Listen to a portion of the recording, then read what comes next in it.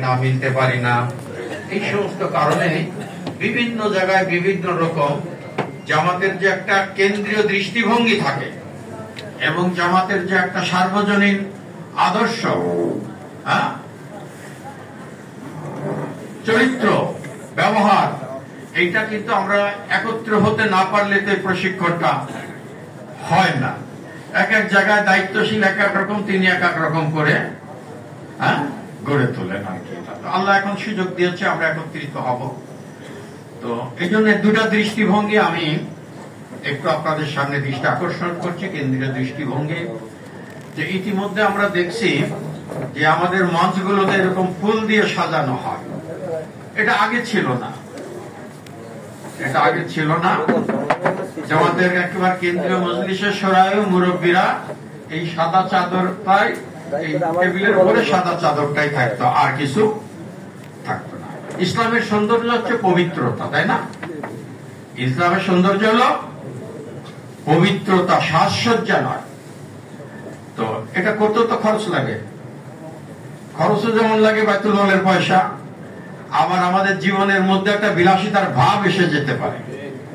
এই জন্য আমিরে জামাত বলেছেন যে ফুল সজ্জার কোন মঞ্চে তিনি উঠবেন না।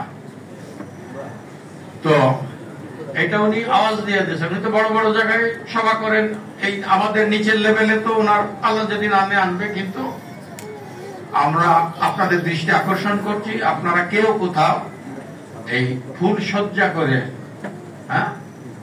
এই সাংগঠনিক প্রোগ্রামের মধ্যে কেউ এই ফুল সজ্জা, আতিশয্য, খাওয়ার দাওয়ার একটু বিলাসিতা, 4-5 আইটেম, এগুলো আস্তে আস্তে আমাদের কি করতে হবে, কমায় আনতে হবে।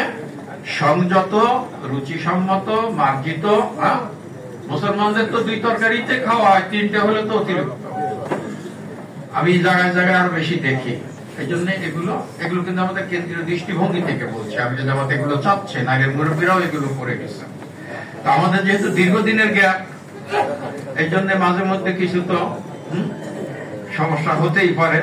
এগুলো ইনশাল্লাহ আমরা কি একমত আছি? আর একটা জিনিস, এখন এটা আগে তো ছিল না, এখন হয়েছে। এই যে ঘরে ঘরে মোবাইল তো আছে, এটা তো আর না করা যাবে না।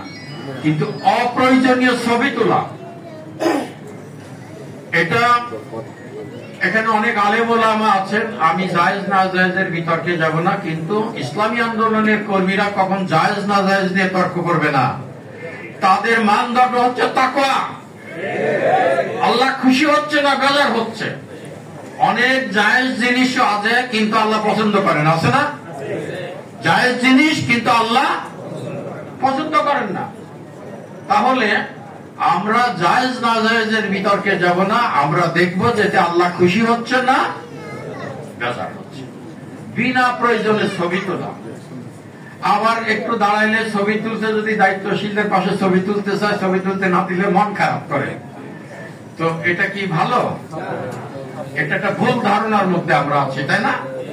ছবি তো এই যে কথা বলতেছি, আপনারা আছেন, ছবি এক জায়গায় তোলা হচ্ছে না। ওই ড্রোন ক্যামেরা কিন্তু লাগানো আছে, আল্লাহর ক্যামেরায় সব বন্দী হয়ে যাচ্ছে। ওটাই যেন আমরা ওখানেই থাকতে পারি। এই জন্য এই ফুল সজ্জা আর ছবি তোলা আর বেশি বেশি খাবারের আয়োজন করা, এই 3টা জিনিস থেকে আমরা একটু বিরত থাকতে পারবো ইনশাআল্লাহ। আল্লাহ আমাদের বরকত দান করবে। আর বেশি কথা বলবো না, আরেকটা কথা বলবো, জামাতের রুকন। রুকন আর কর্মীর মধ্যে পার্থক্য কি? রুকনরা শপথ নেয়, কর্মীরা শপথ নেয় না, এই তো নাকি? একটা গুণগত আছে। রুকন হলো, কর্মীরা হলো